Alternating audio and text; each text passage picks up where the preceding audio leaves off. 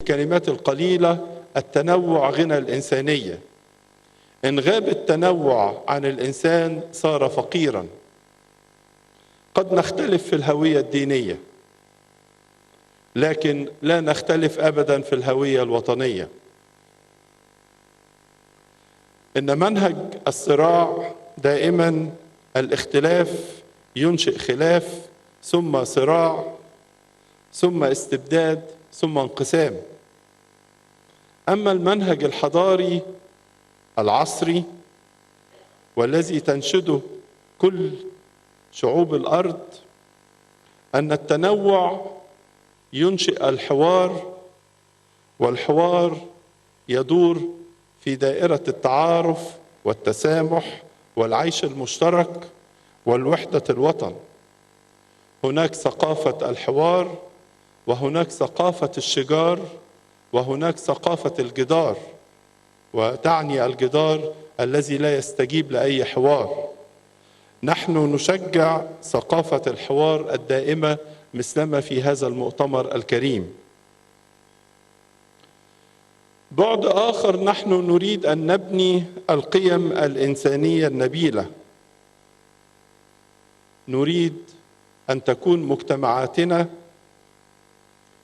تؤكد دائما على قيمة الاختلاف والتنوع واحترام الآخر واحترام التعددية الدينية التي هي أساسا أمر شخصي يخص الإنسان في قلبه، ويقابل به ربه بعد نهاية حياته. نؤكد على نشر ثقافة التسامح والتعايش المشترك وحب الحياة والخير والجمال.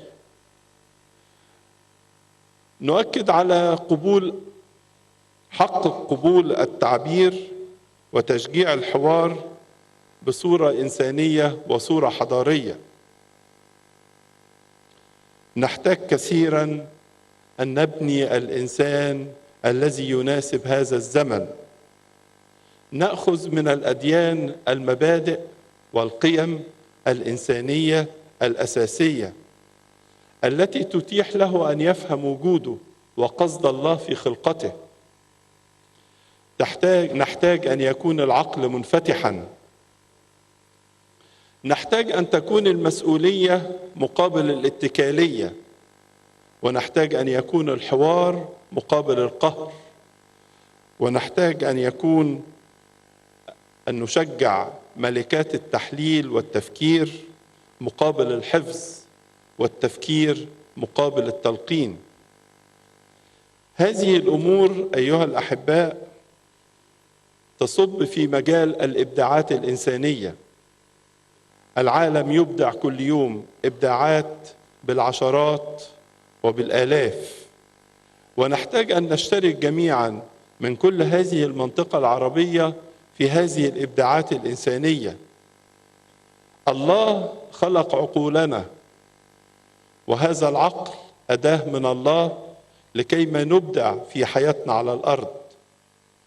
هو خلق الإنسان وسلمه الأرض لكيما يبدع فيها، ويبدع في المجالات الإنسانية التي نسميها الحضارات، التي نستقي منها الكثير والكثير.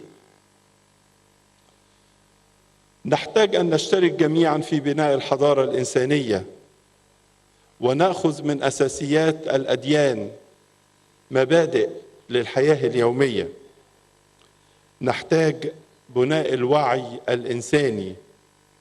إن استخدام مواقع التواصل الاجتماعي والأساليب الإعلامية الجديدة في ترسيخ المفاهيم الصحيحة، ولا سيما مواقع التواصل الاجتماعي السوشيال ميديا التي يديرها أصحاب الفكر المتطرف، والتي تلعب دورا مؤثرا في تشكيل عقول الشباب.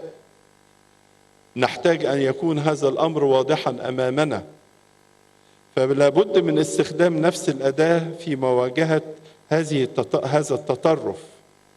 استخدام أدوات إعلامية وثقافية وتربوية ذات طابع خاص ومؤثر. نحتاج أن ندعم دور المرأة في التوعية وخاصة في مجال الأسرة والتربية والطفل،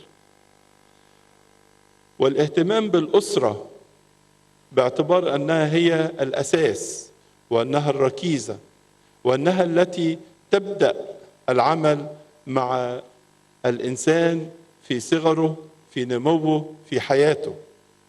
والإنسان عندما يشبع في أسرته من الحب يستطيع أن يواجه المجتمع، ويستطيع هذا الحب أن يحفظه من كل تطرف. فالنفس الشبعانة تدوس العسل. النفس الشبعانة من الحب تستطيع أن تدوس العسل، عسل الإغراءات والتطرفات وكل هذه الأعمال التي نراها في زمننا هذا. أخيرا أيها الأحباء، أود أن نؤكد أننا في تعايش أبناء الوطن الواحد في إطار القيم الإنسانية المشتركة وعلى أساس الاحترام المتبادل بين الجميع. هذا يؤدي بالحقيقة إلى الاستقرار والتقدم، بما يضمن دائما أفضل السبل لحياة أوطان.